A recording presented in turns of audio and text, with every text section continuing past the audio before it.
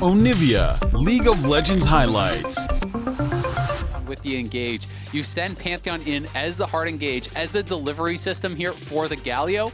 That can be a very deadly combo. So it was more, I believe this is going to be, Muramana, Manamune style of build. That is so you can actually just try to target the Pantheon instead of trying to go for that juicy target of Deft, right? Deft is already in the Shroud. He has the Summoner, and he has the skill to wait to see, is this going to land on me before I flash? And he was able to execute on that. So as a result, they get nothing from that jungle pressure. And up on the top side, a plate has already gone down. Solo had to initially back off, and now they're looking for a dive.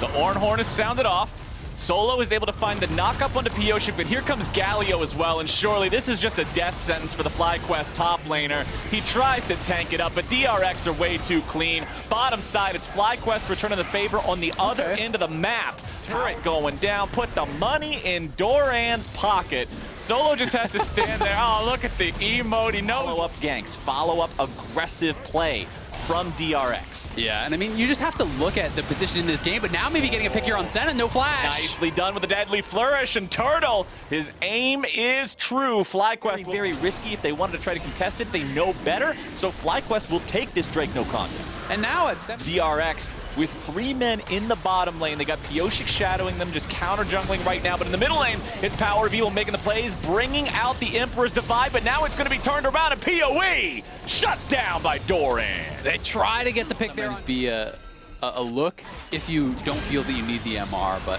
Flyquest getting caught topside. Here they come. Look at the power of the long-range engage, plus the follow-up from the Senna. DRX making it look easy. Tower. Uh-oh, Graves is looking a little bit sleepy right about now as Pioshik goes in. Watch out, Ape!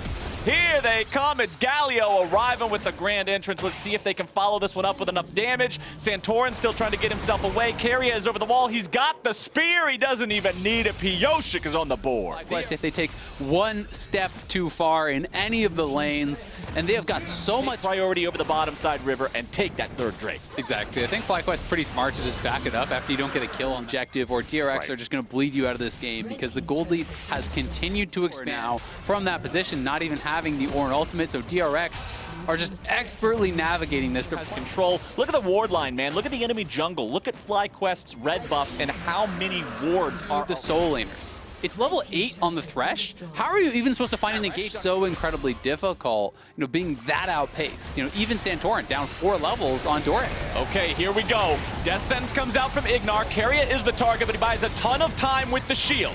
Turtle running away, TP coming through.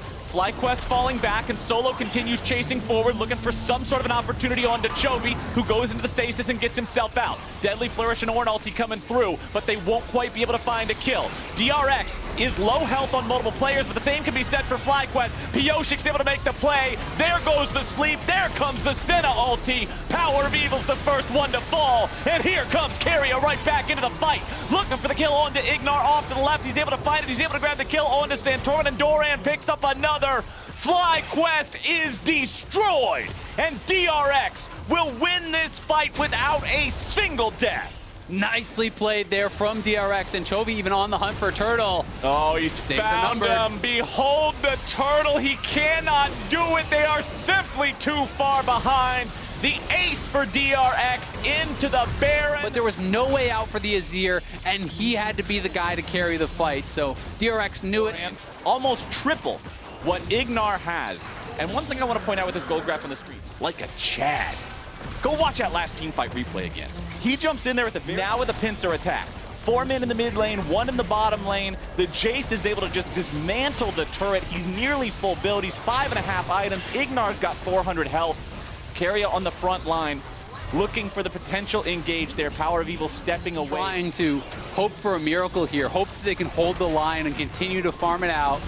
Pray for that late game, but DRX are not going to give them the opportunity to do it. Closing down on another inhibitor. The top lane is already pushing, so they could go around the horn here and look to triple and hit Flyquest, but here comes the engage. Deft disengaging, trying to get himself out of this one. The curtain call's opened up and the railgun's fired off. Doran dominating with the kill onto Solo as Power of Evil tries to protect himself, but the Emperor's Divide will not keep the kingdom standing.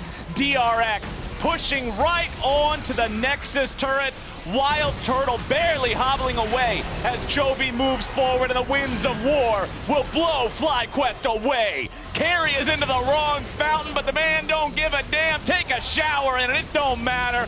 DRX with an absolute destruction of Flyquest will take...